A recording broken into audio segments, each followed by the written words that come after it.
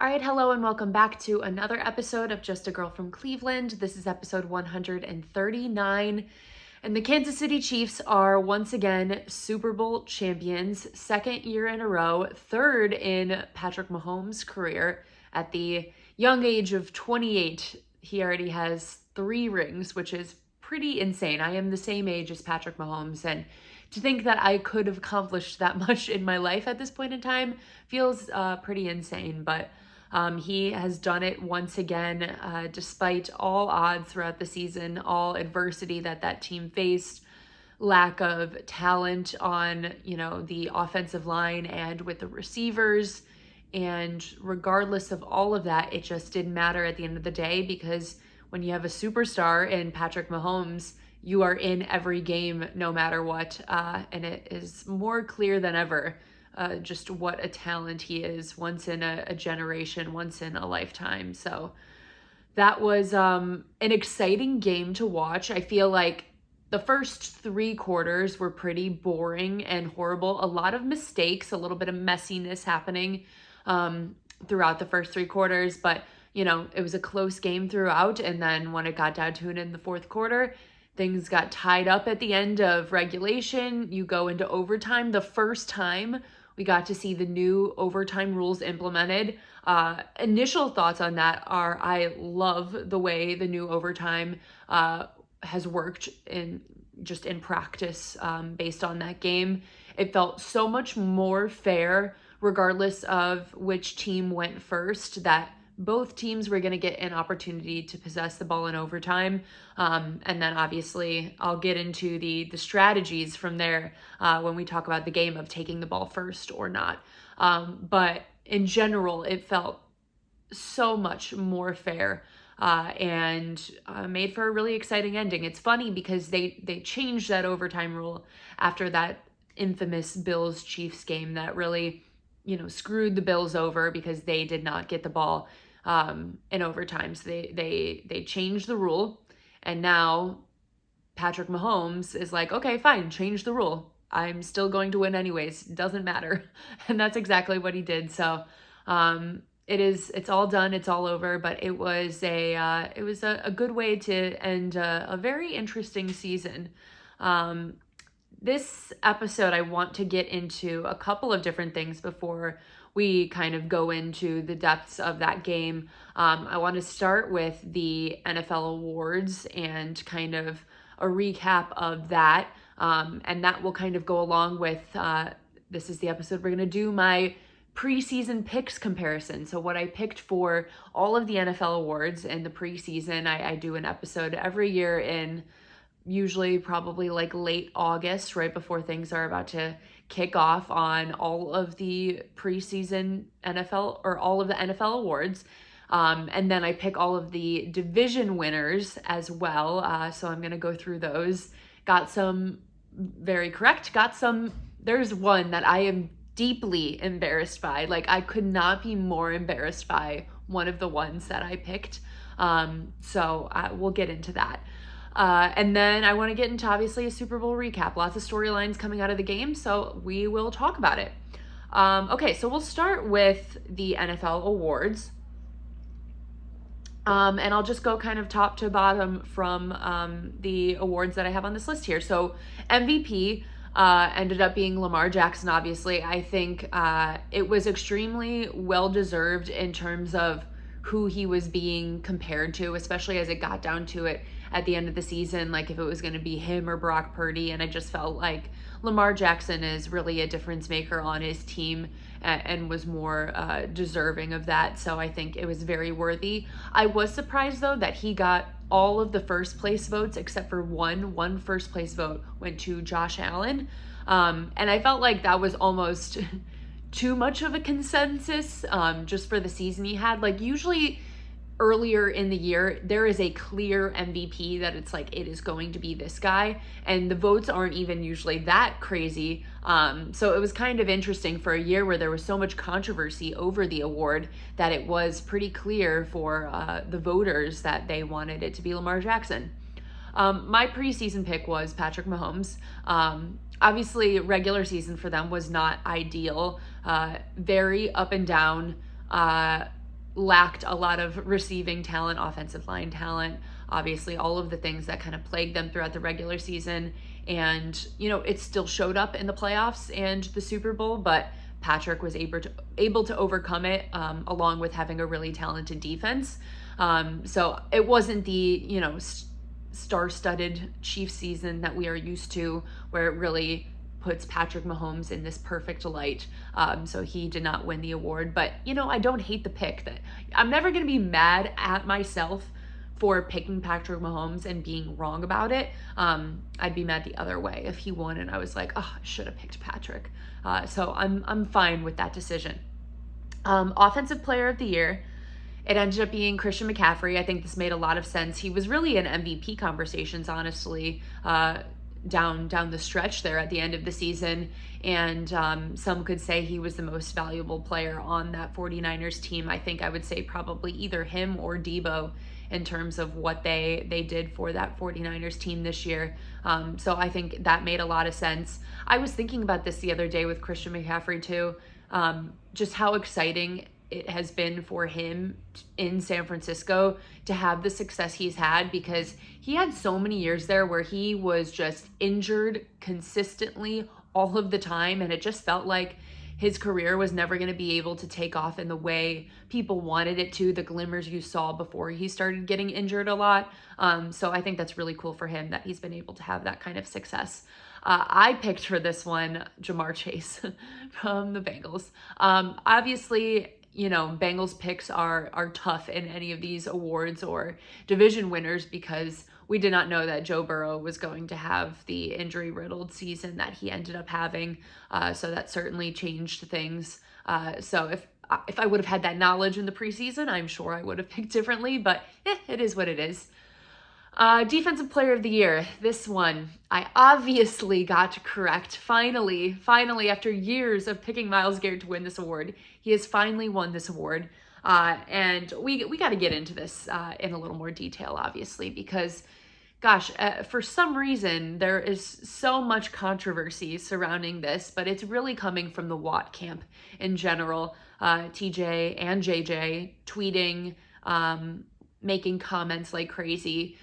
From TJ's perspective, it was pretty insane of him to, like, an hour before the award starting, tweeting something cryptic out that lets people know that you didn't win the award and that you were upset about it.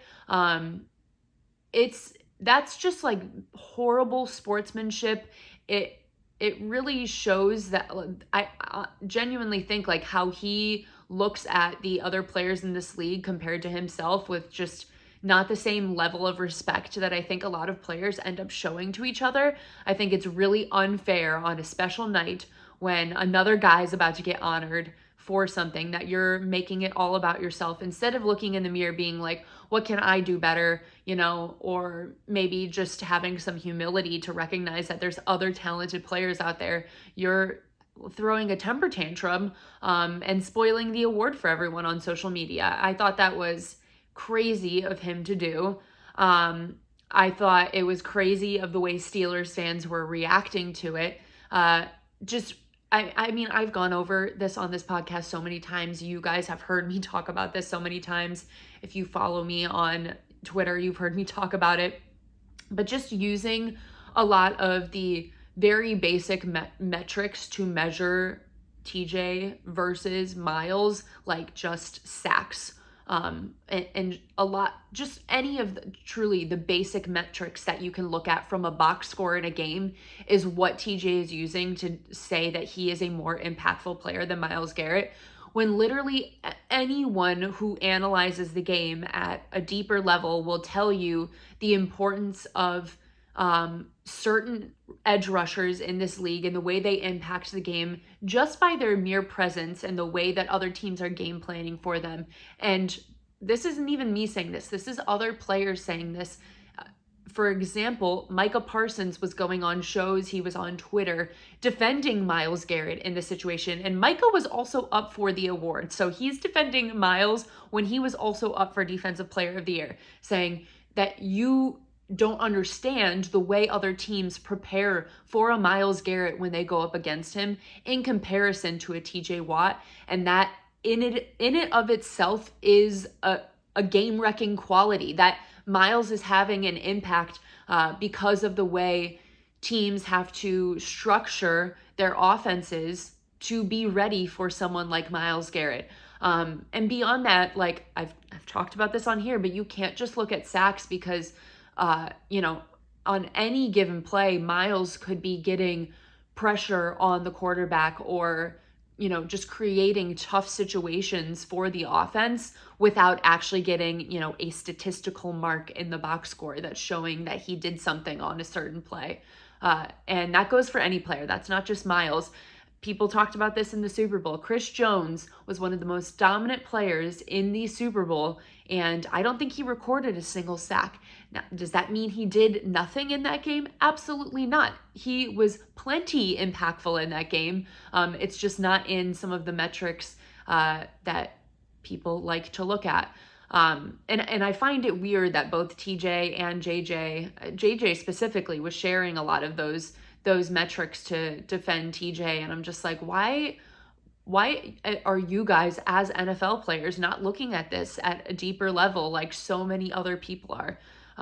It's just, it's a little bit frustrating. It was fascinating to see Micah Parsons out there in the streets defending Myles Garrett. Hey, I appreciated it. We needed that a little bit just from someone outside of the Browns to be like, hey, this guy is better and he deserved to win it. The other thing that was crazy too is that Myles won, like they have everyone and their brother vote on these awards in like, separate, it'll be like the AP awards, it'll be, the players vote. It's like all these different groups are voting. Myles won in like all of those. Like everyone said Myles was the most dominant player, and TJ and JJ are still like, no, I don't see it. That's not right. You guys are wrong. And I don't get it. Okay. Coach of the year. I picked Dan Campbell in the preseason. I felt like, I'm still feel pretty good about that pick, honestly. I think he was definitely in the running for it. Cause I felt like obviously he was going to elevate that Lions team to a team that could be in the playoffs and potentially even contend. And I think he did just that. So I felt pretty good about that pick, and it ended up being our guy, Kevin Stefanski, which brings me so much joy. I can't even describe it to you. You guys know I have been fighting on these airwaves for years at this point, defending Kevin Stefanski's honor and who I think he is as a play caller, as a leader, as a coach. And it just feels so good in these moments to be rewarded for that, to see that he is being honored by others for who he is as a coach. So that was very exciting for me. It was a close one though. He did tie D'Amico with first place votes, but he tied D'Amico with votes in general, but Kevin had more first place votes. So he was able to get the win. I wouldn't have been upset if D'Amico won. Honestly, he had an incredible year. What he did with CJ Stroud and that Texans team was awesome. So wouldn't have hated that at all. But was very, very happy for Kevin. I think the best part was when the award got announced. It was the guy from This Is Us, I think his name is Justin Hartley, was announcing the award, and he said Steven Stefanski, and it was just a tough beat. The other guy who was giving the award to was like, that was wrong, and he looked at it again and was like, oh, Kevin Stefanski, that's right. But even better was Kevin going on 92.3 the following day and saying, they asked him obviously about the Steven Stefanski thing, and he said, who had a great night last night was my cousin, Steve Stefanski. So he's got a relative out there with that name. And so Kevin and his son called his cousin Steve, and Steve answered the phone and said, I did it. Hard work pays off, which is an iconic answer. So funny. I've watched that clip so many times. It's I love when Kevin tells jokes. I just think he's actually a really funny guy. So that was an interesting moment, but regardless, it was Kevin, so very happy for him. Then we've got Offensive Rookie of the Year. I picked Jackson Smith-Njigba. That was, in retrospect, not a great pick, but I just felt like he was the most talented receiver, and I wasn't sure if any of the quarterbacks were going to be able to shine. And I was very wrong, because who actually won was, of course, CJ Stroud. Incredible rookie season. It couldn't have gone better for him in so many ways, just for everything that he did. And I think that was very well deserved. What's crazy though is I think even as good as CJ was, I think Puka Nacua had a really good chance of also winning that for everything that he did this season. And it makes you really excited for the future of the league when you have multiple young guys like that really dominating. And like both of them honestly could have been up for like CJ could have been up for MVP, honestly, and for Offensive Player of the Year. Like Puka Nacua could have been up for that as well, just with how dominant the two of them were. So really happy for CJ and cool to see. And then Defensive Rookie of the Year, who ended up winning, was another Texans player, Will Anderson. So they had both Offensive and Defensive Rookie of the Year, which is very similar to what happened last year with the Jets. Garrett Wilson and Sauce Gardner were Offensive and Defensive Rookie of the Year. So interesting to have it be from the same team there 2 years in a row. So we've got, it was Will Anderson, I think very well deserved. I picked originally Jalen Carter from the Eagles. You know, I just felt like with the way in the draft at the time, he had kind of taken a hit, obviously, for his off the field stuff. I felt like he maybe was still going to overperform for expectations at that point, just because of how down people were on him because of those off the field things. So yeah, I still don't hate that pick. I don't think it's an awful pick, but you know, it ended up being Will Anderson. So very cool for the Texans to have those two awards.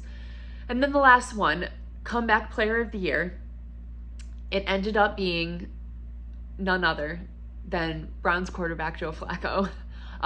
This might have been the most unexpected one, to be honest. I picked in my preseason pick, obviously, Damar Hamlin. I think everyone thought it was going to end up being Damar Hamlin.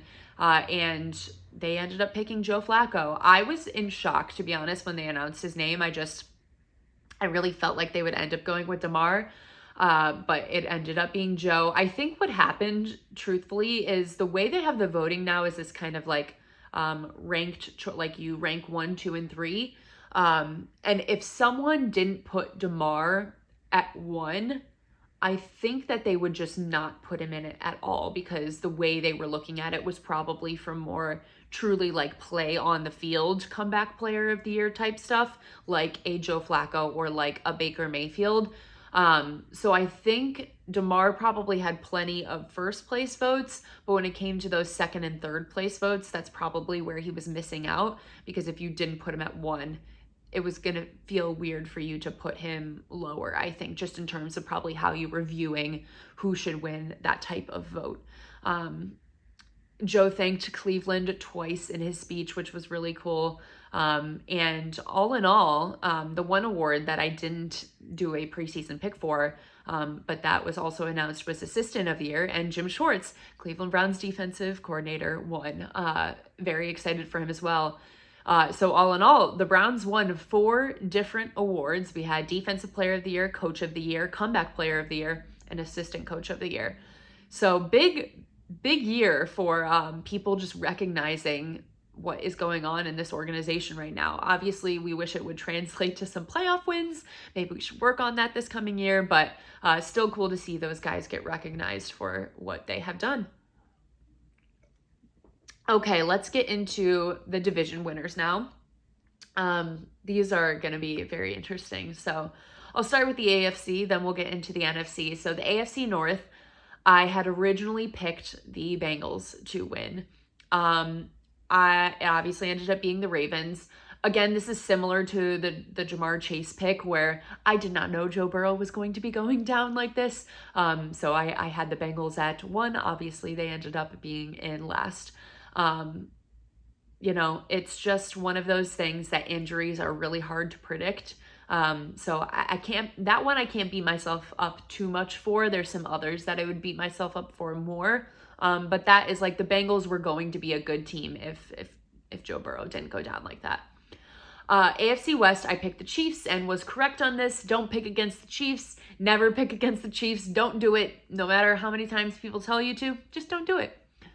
AFC East, I picked the Bills. Obviously, this was kind of up in the air throughout the season because it felt like for so long the Dolphins kind of had it on lock, and then it did not end up being the case for them, kind of blowing things at really truly in the last week of the season, and the Bills were able to run away with it.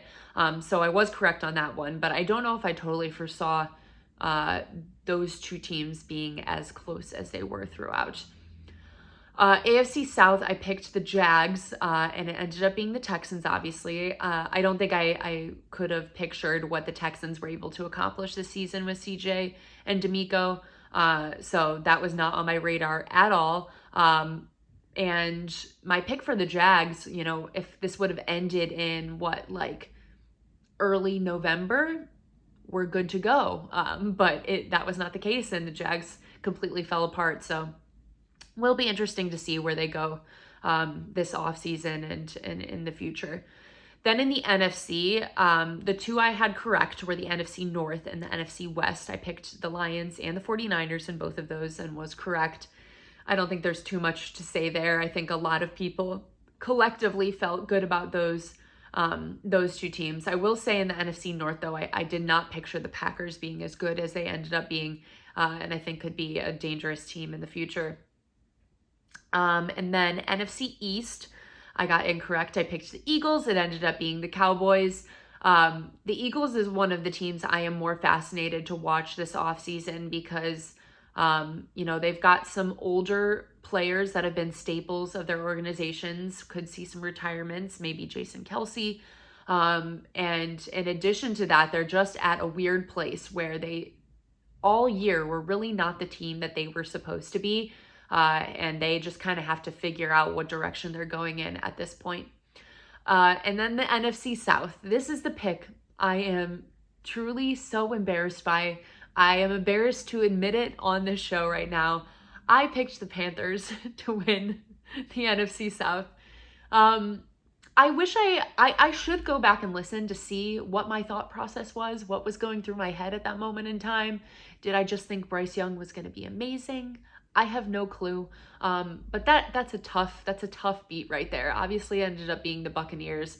I did not see the Baker Mayfield turnaround coming this season that he had, and it was really impressive. I mean, at the time when I was, recording it, it was going to be like a Kyle Trask versus Baker Mayfield quarterback debate of who was going to start. I'm sure at the point of recording this, Baker probably had just won the job. So did not foresee the turnaround of that team. And for some reason, I thought that the Carolina Panthers had a shot at winning the division. Crazy. But, can't get them all right. I got a couple right, so that's fine.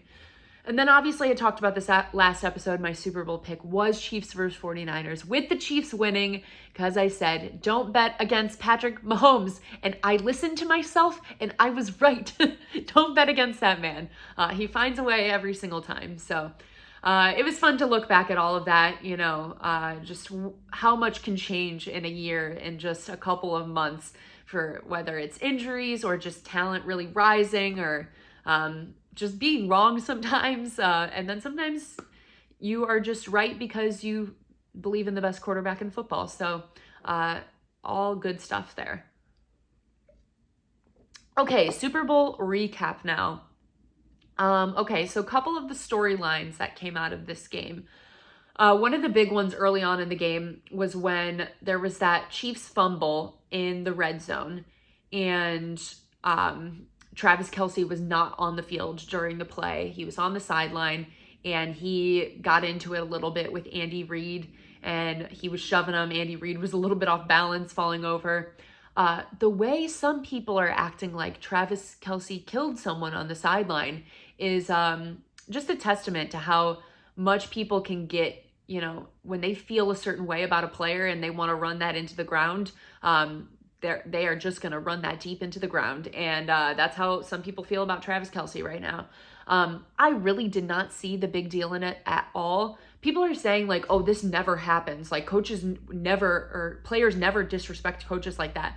I'm pretty sure we see like all the time, like a player and a coach getting into it on the sidelines. Like this is something that happens. There's a lot of intensity and energy out there, and he was getting into it with him because he wanted to be in the game, and he was disappointed to not be out there when his team made a crucial mistake that turned the ball over in the red zone when they were getting ready to score. And scores are hard to come by in any game, especially the Super Bowl. So he was feeling passionate and emotional in that moment, and I don't think that's a bad thing. This is also who Travis Kelce is as a player. If you've ever heard Andy Reid and Travis Kelce talk about their relationship, they have a phenomenal relationship where Travis feels like he owes so much of his career to Andy Reid. Andy Reid knows how to get the best out of Travis and how to let Travis be Travis, and allow him to be this player that he is. And part of that is, being a highly emotional and a player who shows his feelings. And that's what's made him great in so many ways too. So Andy knows what he is dealing with there. And when Andy made some comments about it after the game, and Travis also made some comments too, I think Travis said, I was just telling him how much I love him, just some goofy throwaway comment.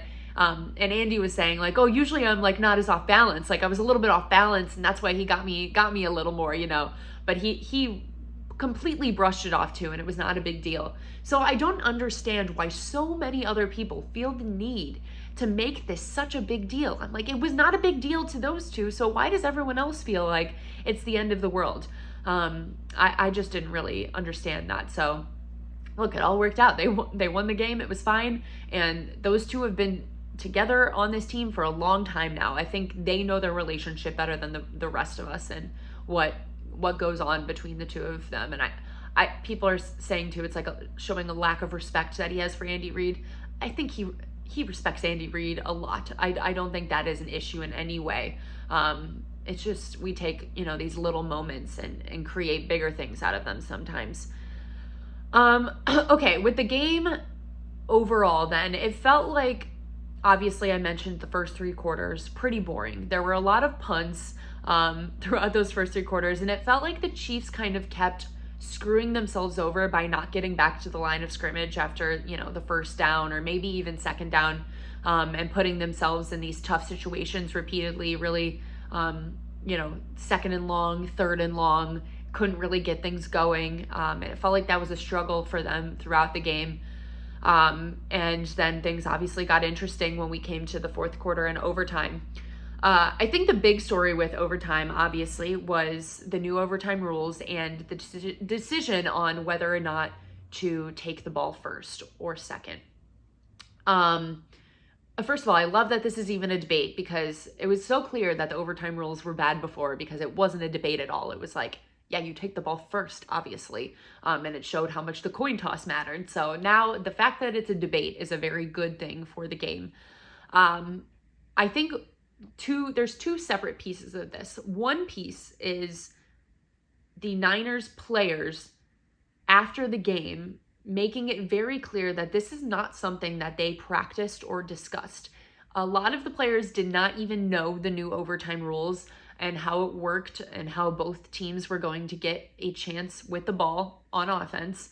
And Kyle Juszczyk had mentioned it. I saw multiple quotes from other players that they did not know about this. And then in comparison, the Chiefs were like, yeah, we've been practicing this since training camp. And we knew that if it got down to it and we, had the ball, or we had the opportunity to pick if we wanted the ball first or second, we were going to take the ball second, and then we were going to go for 2. And that was going to be the plan since like September. And every player knew that and felt that way about it. Which I think is just like a massive misstep for the 49ers, that they weren't prepared for it, and maybe really shows the difference between, being a Super Bowl winning team and not being a Super Bowl winning team, is being prepared for every scenario that could be thrown your way. Just eliminating any of the outside variables of the unknown when you get into these intense situations is going to help set you up for success. And they weren't able to eliminate that because they didn't even know what was going on. They didn't know when they had the ball first that the Chiefs were going to get the ball back. So that completely changes, I would think, the aggression that you're going to have on offense at that point in time.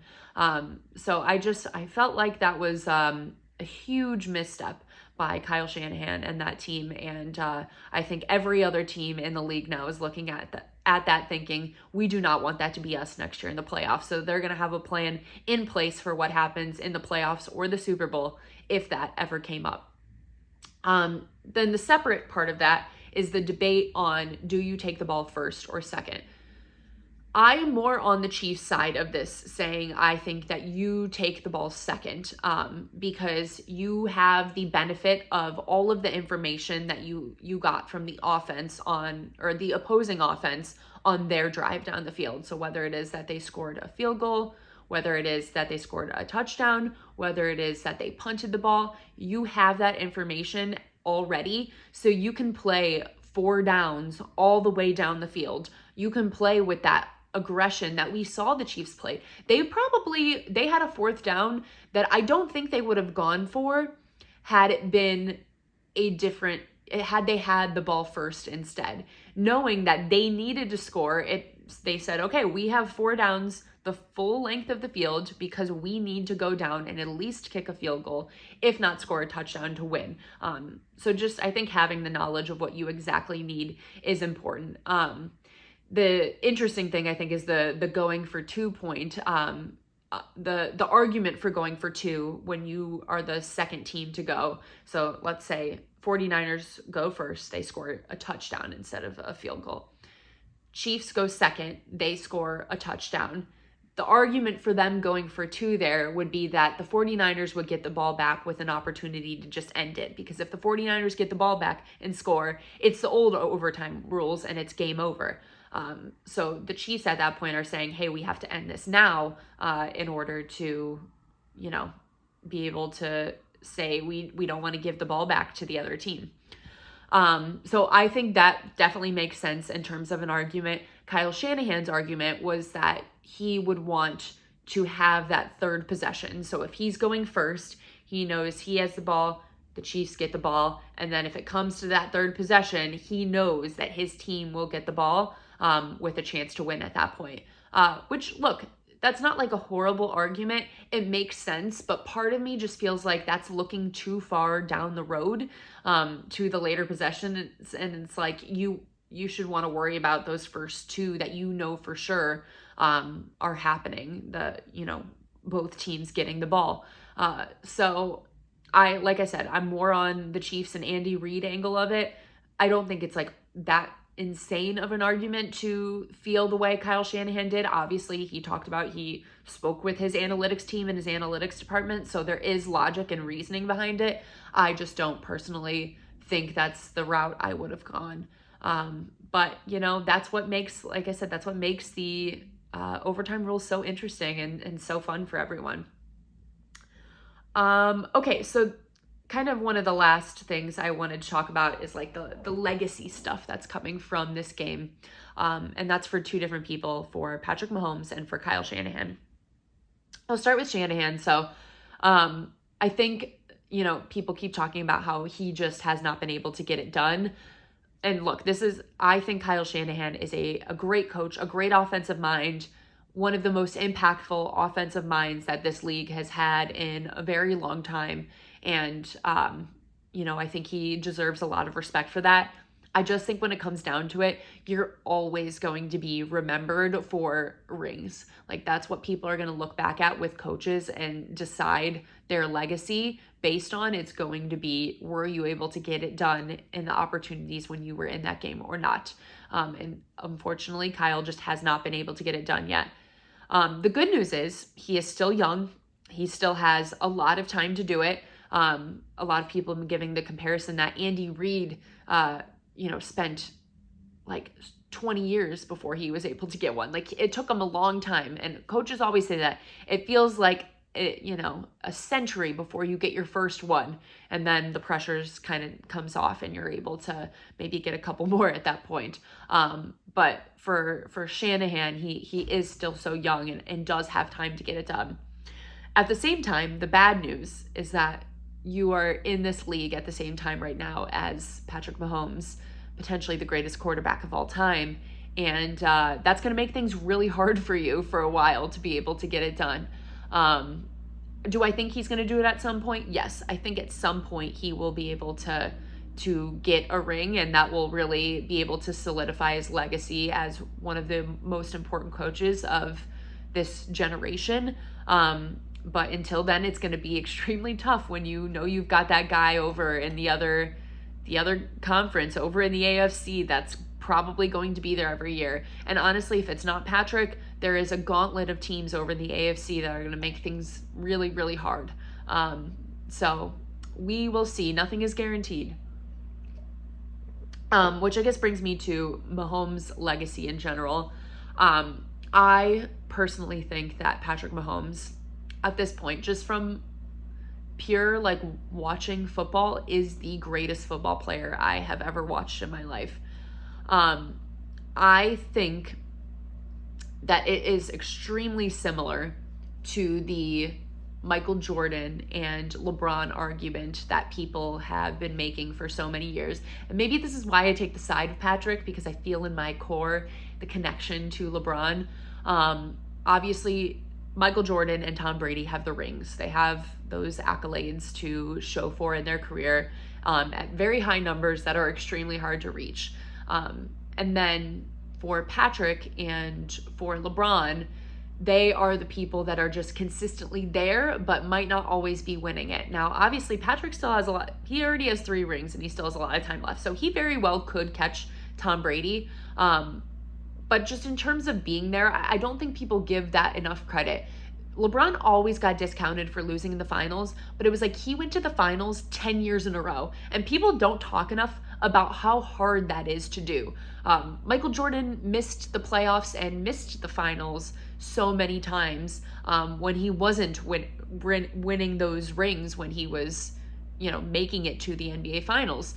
And so it's almost like LeBron gets discounted for just being there. And, Tom Brady, similarly to Michael Jordan, had years where, they would win the Super Bowl and then the next year they would miss the playoffs or have a tough year. So I think it is, I'm sure, frustrating on both sides of the argument if you're very connected to the Mahomes Brady debate. I'm looking at this one as more of an outsider. I'm obviously very connected to the LeBron Jordan debate. But the Mahomes Brady one, I'm just going off of pure who I feel like, just of watching the game, who I feel like is the more talented quarterback. I think it's Patrick Mahomes, and I think he's only going to continue to get more accolades, more rings, and is going to just have a really special career, because we've already seen so much from him at the age of 28. It's really impressive. So it's just funny kind of looking at the comparison there of the rings versus actually just making it to the end, and how hard it is to even get to that big game every single year.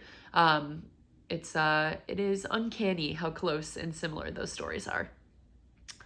Okay, that is all I have for you guys today.